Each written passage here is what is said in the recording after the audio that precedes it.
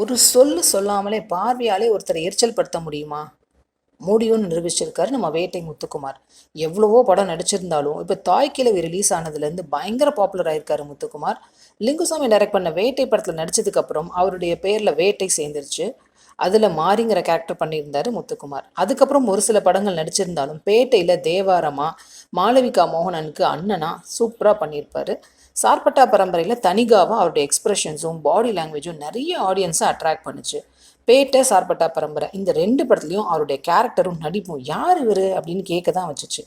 அதுக்கப்புறம் நிறைய படம் திரும்பியும் கார்த்திக் சுப்ராஜுடைய மகான், சிம்பு கூட 10 தலை, விஷால் கூட ரத்னம், விக்ரம் கூட தங்கலான், விஜய் சேதுபதி கூட தலைவன் தலைவி இதெல்லாம் நடிச்சிருந்தாலும் 2026 அவருக்கு இன்னும் நல்ல பேரை தான் வாங்கி கொடுத்துருக்குன்னு சொல்லலாம். வெப்சீரிஸ் காட்டானில் போலீஸ் ஆஃபீஸராக நடிச்சிருப்பாரு. அந்த ரோல் ஒரு மாதிரி நல்லா போயிட்டு இருந்துச்சுன்னா தாய்க்கிழவி தான் இருக்கிறதுலே பயங்கர ஹைப் கொடுத்துச்சுன்னு சொல்லலாம். அவருடைய டயலாக்ஸு, அவருடைய ஸ்லாங்கு, கூட நடிக்கிறவங்களோட அவருக்கு இருக்கிற கெமிஸ்ட்ரி இதெல்லாம் அவருக்கு நல்ல பாப்புலாரிட்டியை தேடி கொடுத்துச்சு தாய்க்கிழவியில்.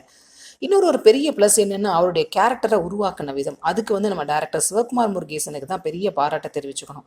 முத்துக்குமாரோட டயலாக்ஸ் அவ்வளோ கேஷுவலாக ஒரு கிராமத்தில் எப்படி பேசுவாங்களோ அதே வார்த்தைகளை அவருடைய ஸ்டைலில் அவர் பேசினதுனால அந்த கேரக்டர் இன்னும் பாப்புலர் ஆச்சுன்னு தான் சொல்லலாம்.